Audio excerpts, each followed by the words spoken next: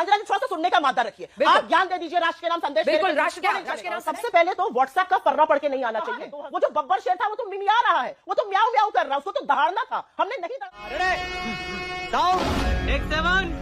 Action. अब ऐसे में स्वदेशी का ये पुश है, उसको कांग्रेस पार्टी कितना सुप्रिया जी सपोर्ट करती है?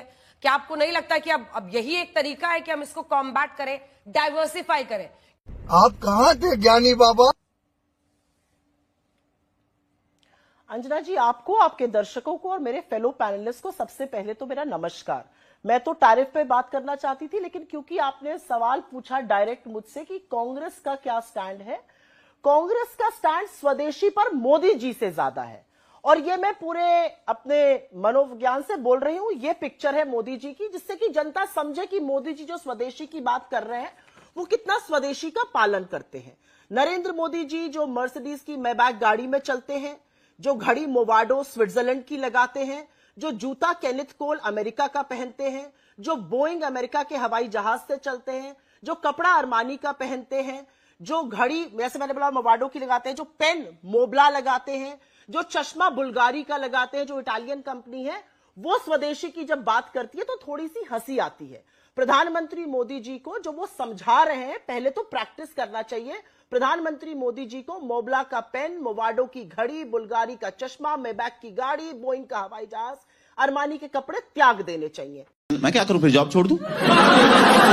सर्वप्रथम तो मैं ये कहना चाहती हूं, ये थोड़ा सीरियस डिबेट है और ये थोड़ा सीरियस मुद्दा है और इसको इसलिए समझना पड़ेगा। मैं 30 सेकंड आपकी इंडल्जेंस चाहती हूं बिना टोके हुए, जैसा कि भारतीय जनता पार्टी के प्रवक्ता के साथ हुआ। अंजना जी, समझना जरूरी है आज क्या हुआ। आज सुबह 9:30 बजे इंडियन स्टैंडर्ड टाइम पर हमारे 66% जो एक्सपोर्ट हम यूनाइटेड स्टेट्स को करते हैं उस पर 50% टैरिफ लग गया। उसमें जेम्स एंड ज्वेलरी है, उसमें टेक्सटाइल है, उसमें रेडीमेड गारमेंट्स है, उसमें मशीन्स है, मैकेनिकल इक्विपमेंट्स है, उसमें कार्स एंड स्पेयर पार्ट्स है, उसमें तमाम फर्नीचर है, बेडिंग है, मैट्रेसेस है, तमाम चीजें हैं। और उसके चलते हिंदुस्तान की जीडीपी को आज की तारीख में 2,17,000 करोड़ का नुकसान होगा। और अरे देवा, ये गड़बड़ है बाबा। यही नहीं अंजना जी, हिंदुस्तान का जो एक्सपोर्ट सरप्लस है, एक बात याद रखिएगा, हमारा यूएस के साथ एक्सपोर्ट सरप्लस है। हम यूएस को ज्यादा बेचते हैं, उनसे खरीदते कम है।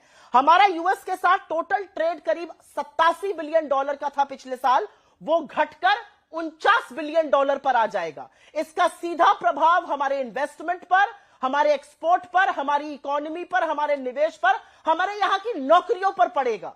बिल्कुल आप बात करिए आत्मनिर्भरता की। आत्मनिर्भरता की बात तो पिछले 11 साल से हो रही है ना। और इसीलिए मैं एक लाइन कहना चाहती हूं, बिना कटाक्ष की ये लाइन है, जब फिसले तो हर हर गंगे, ऐसा नहीं हो सकता है।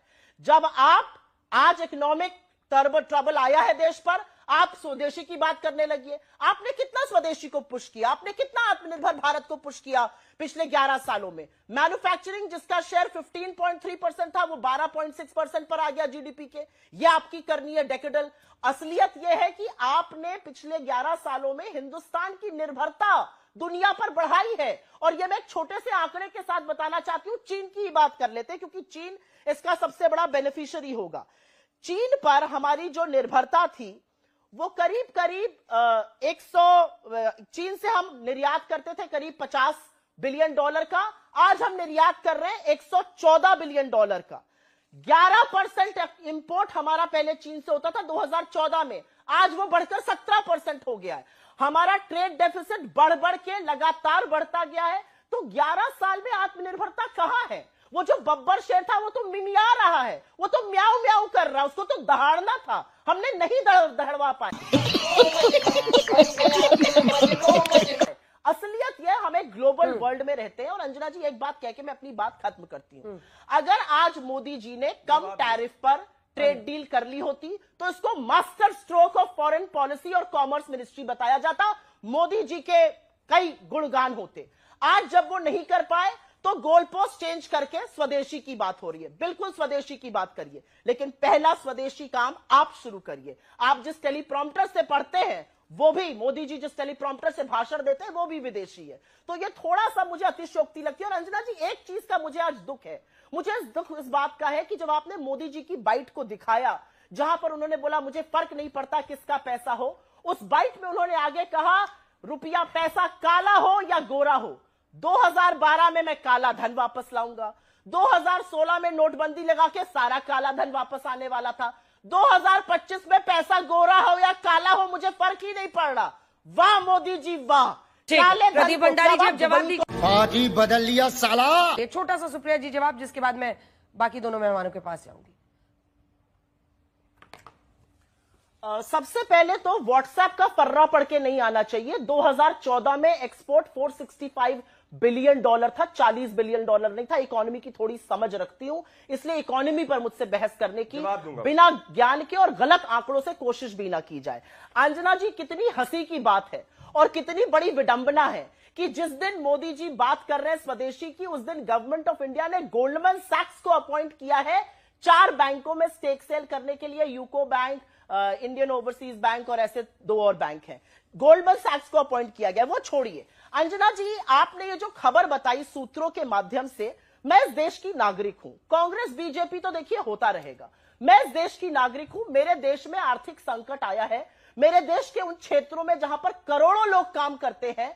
आज आप ही के चैनल पर मैंने देखा है तिरुपुर से लेकर सूरत तक फैक्ट्रियां बंद हो रही हैं, आप ही के यहां मैंने न्यूज में देखा है ये। और अगर फैक्ट्री बंद हो रही है तो उसका असर लोगों पर पड़ेगा। क्या इस देश के प्रधानमंत्री को देश को संबोधित नहीं करना चाहिए?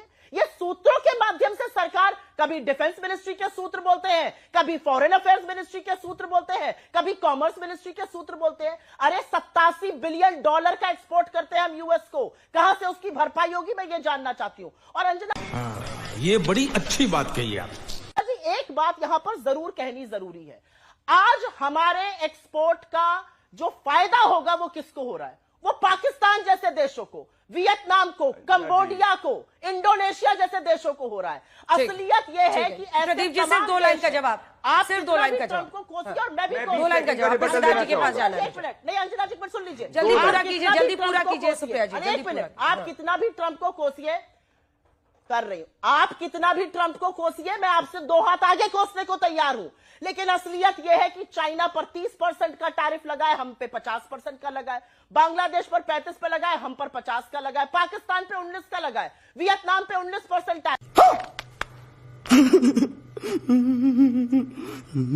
और अगर ऐसा संकेत वॉशिंगटन और यहां पर हर्षवर्धन श्रृंगला दोनों से आ रहा है तो इसमें कितनी पॉजिटिविटी देखने को, इंडिया को हमेशा कॉशन के साथ अब रहना होगा, क्योंकि अब डोनाल्ड ट्रंप सुबह उठने के बाद क्या कहेंगे, क्या करेंगे, इसकी गारंटी अमेरिकी भी नहीं ले रहे हैं और उनके बहुत करीबी भी नहीं ले रहे हैं। आशुतोष, देखिए वो तो लाइटर वेन की बात थी। महत्वपूर्ण सवाल क्या है, दो चीजें बड़ी महत्वपूर्ण है। मुझे लगता है कि ये टेम्पररी सेटबैक है। क्यों मैं ये बात कह रहा हूं? इसलिए ये बात कह रहा हूं क्योंकि जिस तरीके से अलास्का में पुतिन और उसके बाद ट्रंप की मुलाकात हुई है, उसके बाद से देर सवेर वो उस युद्ध को खत्म होना है। और वो 3 महीने में खत्म होता है, 4 महीने में खत्म होता है, इसमें सिर्फ एक अटकल ही लग सकती है, क्योंकि रूस भी लंबे समय तक इस युद्ध को अफोर्ड नहीं कर सकता, यूक्रेन भी नहीं कर सकता और ट्रंप भी अफोर्ड नहीं कर सकते हैं। तो इसलिए ये टेम्पररी सेटबैक है, लेकिन सीरियस सेटबैक है। और मुझे लगता है कि इस टेम्पररी सेटबैक को अगर हम 1 साल के लिए मान ले तो ये कह सकते हैं कि हमारी जो एक्सपोर्ट है अमेरिका को, उसमें करीब 49.6 बिलियन डॉलर का नुकसान हो सकता है। अप्रूवन 40 to 45% हमारा जो एक्सपोर्ट कम होगा, अगर 1 साल का मान के चलें, या 25-26 की हम बात करते हैं। उसमें भी आपका जो होम टेक्सटाइल है और कारपेट है, जो अप्रोक्सीमेटली 66% जो आपका एक्सपोर्ट ट्रेड है, उसमें तकरीबन 50% लगेगा। तो उसमें आपको ज्यादा नुकसान होगा। ये सारा का सारा सेमी स्किल्ड जो हमारा लेबर फोर्स है उसको नुकसान होने वाला। महत्वपूर्ण सवाल क्या? महत्वपूर्ण सवाल यह है कि क्या इस अवसर को हम अपनी एक्सपोर्ट स्पेक्ट्रम में डाइवर्सिफाई सक्सेसफुली कर सकते या नहीं सक्सेसफुली कर सकते। अगर डाइवर्सिफाई हमने कर लिया, अमेरिका के ऊपर अपनी डिपेंडेंस अगर हमने खत्म कर ली, तो फिर यह भारत के लिए एक बड़ा अवसर भी होगा। मैं एक सेकंड आशुतोष, आप कुछ भी बोलो, ये नहीं सुनने वाला। अगर ट्रंप के दबाव में ये सीज फायर हुआ, मतलब इसमें तो बेसिक लॉजिक है, अगर उसके दबाव में ये हुआ तब तो हमको ट्रेड डील में बहुत अच्छा सा पास मिल जाना चाहिए था। अगर वो टैरिफ भी 50% लगा रहे तो जाहिर तौर पर भारत नहीं झुका ना। दोनों नाव की सवारी कैसे कीजिएगा? अरे अंजना जी, अब मेरी बात सुनिए। हाँ। अंजना जी देखिए, दो नाव की सवारी पर तो फिर मैं बिजली वाली जो केमिस्ट्री की आपने भी बात करी थी उस पर भी आऊंगी। उस केमिस्ट्री का क्या फायदा और थी हुआ? उस समय नमस्ते केमिस्ट्री, ट्रम्प। और थी उस समय केमिस्ट्री करके कुछ नहीं होगा। ये एक सच्चाई। बस हवा निकल गई। अंजना जी थोड़ा सा सुनने का मादा रखिए। बिल्कुल। आप ज्ञान दे दीजिए, राष्ट्र के नाम संदेश। बिल्कुल, राष्ट्र के नाम संदेश देंगे। अगर आप पर्सनल होइएगा तो मैं भी पर्सनल होंगी, अगर आप पर्सनल होंगी तो मैं भी पर्सनल होंगी, और मैं 100 बार पर्सनल होंगी। मैं आपको बता रही हूँ अच्छे से। दलाल ज्ञान, I don't want your 2 cents. मत लीजिए, आई डोंट वांट, मत लीजिए, आपका फायदा भी नहीं होगा। मैं पूछूंगी अगर ट्रेड फायदा डील हो बिल्कुल, जाती, जिस वक्त जो स्थिति थी उस पर अगर हो रिपोर्टिंग जाती की और तो उसी तरह मास्टर से की। स्ट्रोक था, नहीं हुई तो मास्टर स्ट्रोक है। देश का मीडिया तो बीच में मत बोलिए। अब आपको बोलना है बोलिए, जब आप मेरे बीच में बोलिए, मुझे बोलने दीजिए 2 सेकंड के लिए। अगर ट्रेड डील हो जाती तो मास्टर स्ट्रोक था, ट्रेड डील नहीं हुई तब भी मास्टर स्ट्रोक है। तो मीडिया तो जो कर रहा है वो सबको दिख रहा है। आपका जो बैकलॉग है ना, इमोशनल डैमेज। अगर आप स्वदेशी में देखें तो 140 करोड़ का उपभोक्ता बाजार है। एमएसएमई सेक्टर में एक जो नए सिरे से अब ये अगर स्वदेशी का मूवमेंट चल रहा है, लोगों में उछाल आता, आपको नहीं लगता ये सब पॉजिटिव इंडिकेटर्स हैं? और ये स्वदेशी की तरफ जो बढ़ा है मामला, खासतौर पर रक्षा के क्षेत्र में, फोन्स वगैरह के क्षेत्र में, ये एक लंबा प्रोसेस है जो हम लोग पिछले 11 साल से देख रहे हैं और वो जड़ पकड़ रहा है। अच्छा, हमको सिखा रिया है। नहीं, अगर इतनी जड़ पकड़ रहा होता, अगर इतना बढ़िया लंबा अच्छा प्रोसेस होता तो मैन्युफैक्चरिंग का जो पार्ट है जीडीपी में वो बढ़ जाता ना। वो घट क्यों गया 2014 से? आंकड़े तो झूठ नहीं बोलते, ये मेरे आंकड़े तो है नहीं, ये तो गवर्नमेंट ऑफ इंडिया के आंकड़े हैं। 15.6 से घट के 12.3 पर आ गया। बब्बर शेर दहाड़ तो रहा नहीं है, ये तो आंकड़े गवर्नमेंट ऑफ इंडिया के। अगर सब कुछ इतना चंगा सी है तो मैन्युफैक्चरिंग के आंकड़े क्यों नहीं बढ़ रहे? मैं आपको बताती हूँ क्यों नहीं बढ़ रहे। क्योंकि जो मोबाइल फोन हम बना रहे हैं उसके लिए हम $23 बिलियन का इक्विपमेंट इंपोर्ट कर रहे हैं। जो हम पहले 2017 तक $3 बिलियन का करते थे वो $23 बिलियन हो गया। उस पर भी अभी चर्चा करेंगे। लेकिन अंजना जी, मैं मूल मुद्दे पर वापस आना चाहती हूं, और मूल मुद्दा है ये जो ट्रेड डील हुई है, इसका नफा और नुकसान। मैं कुछ सेक्टर्स का नाम ले लेती हूं और उसका फायदा किसको हो रहा है। हमारा टेक्सटाइल और जो रेडीमेड गारमेंट का सेक्टर है वो हिट होगा 50% टैरिफ से। फायदा होगा बांग्लादेश को, वियतनाम को, मेक्सिको को, तमाम ऐसे देशों को, डोमिनिक रिपब्लिक को भी फायदा होगा। डायमंड में फायदा होगा इजराइल को, बेल्जियम को, थाईलैंड को, मेक्सिको को, चाइना को।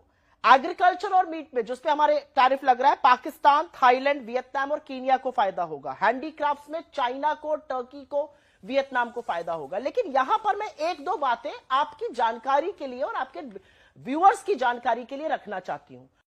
क्यों? क्या हुई? 58 पे रुपया मिला था 2014 में, 88 पर दस्तक लगा रहा है। इधर उधर की बातें मत करिए। रुपए को कहां से कहां तक ले आए, कोई चुप हो जाइए। अब आप HSBC का डेटा नहीं, गवर्नमेंट ऑफ इंडिया का डेटा कोट करती हूं, जो आपको शायद समझ में नहीं आता है। असलियत ये है, बोलिए सुप्रिया। असलियत ये है अंजना जी कि यूएस के साथ जब हम ट्रेड कर नेगोशिएशन प्रदीप जी, अब उनको बोलने दिए, टाइम कम है। देखिए कहां पर एंड अप हुए। और असलियत ये भी है, बोलिए। असलियत यह है कि हमारा इरोजन ऑफ रेपुटेशन हो रहा है। अगर हम अमेरिका के साथ एक ट्रेड डील नहीं कर पाए तो उसको मास्टर स्ट्रोक कहना, और कर लिया तो मास्टर स्ट्रोक, वो अलग बात है। लेकिन जब हम दूसरे देशों के पास जा रहे हैं तो उनको पता है कि हम अब पोजीशन ऑफ वीकनेस से आ रहे हैं। जी बात पूरी कीजिए सुप्रिया जी। भागवत जी ये मोदी जी के लिए कह रहे हैं। मोवाडो की घड़ियां और बुल्गारी के चश्मे और मैबैक की गाड़ी और बोइंग का हवाई जहाज से उड़ना छोड़ दो, ये उनके लिए कह रहे हैं। मोदी जी सुनना चाहे तो सुने ना। और मैं फिर से बोलूंगी, जब इस देश का प्रधानमंत्री एक मंच से खड़ा होकर कहता है पैसा काला हो या गोरा हो, मैं ये जानना चाहती हूं उसका क्या मतलब है। आप एक काली इकोनॉमी को क्यों यहां पर प्रोपोगेट कर रहे हैं? 2012 में आप काला धन लाने वाले थे, 2016 में आपने नोटबंदी करी, आज कह रहे रुपया काला हो या गोरा हो। ये किस तरह की बातें करते हैं आप लोग? प्रदीप भंडारी, आपकी जो प्रदीप जी, आपकी आवाज कम कर दिया है हमने, वो पूरा कर ले फिर आ रहे हैं। स्टैंप के पीछे आपकी इकोनॉमी, बोलिए सुप्रिया जी, पूरा छोटे से स्टैंप के पीछे आपकी इकोनॉमी की नॉलेज मैं लिख सकती हूं। प्रदीप जी, मैं आपसे बहस नहीं करना चाहती हूं, मैं सिर्फ उस बात पर जानना चाहती हूं मेरे देश के 2.17 लाख करोड़ रुपए का नुकसान का जिम्मेदार कौन है। और अगर रसिया के तेल की वजह से हमें यह खामियाजा उठाना पड़ रहा है, उस तेल के सस्ते तेल का फायदा आम जनता को क्यों नहीं मिला? 2 लाइन में जवाब प्रदीप, सिर्फ 2। इतना छोटा पहले कभी नहीं हुआ होगा।